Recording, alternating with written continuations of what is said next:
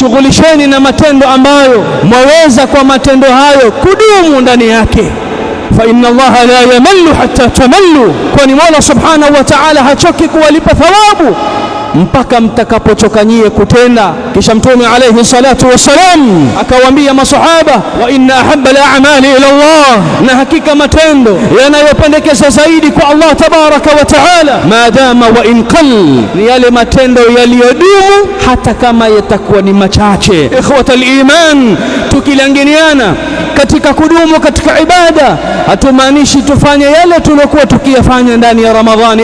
Hasha wa kalla, Ramadhani ni mwezi wa kivyake, ni mwezi ambao Mtume alayhi salatu wasalam alikikithirisha ndani yake zaidi ya vile alivyokuwa akifanya nje ya Ramadhani. Tunapolinganiana katika kudumu katika taa, haimaanishi tufanye zile juhudi ambazo tulikuwa tukizifanya namna ile ile ndani ya Ramadhani. La, Ramadhani kwa sababu ya sharafu zaman tulifanya zaidi ya haja.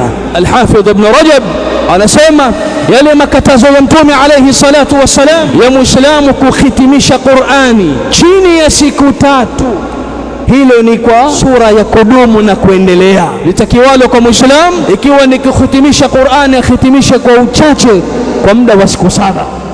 Hamna budi basi siku 3, lakini chini ya siku 3 hilo lapelekea kutoizingatia Qur'an, na ndio maana Mtume alayhi salatu wassalam akatukataza. Lakini Al-Hafidh Ibn Rajab anasema kukatazwa huku ni kwa kudumu, lakini kwa kuchunga sharafu zaman, kuchunga sharafu al-makan, yapendekezwa kwa Muislamu kutekeleza hizi ibada kwa wingi na kuhitimisha Qur'ani hata chini ya siku 3.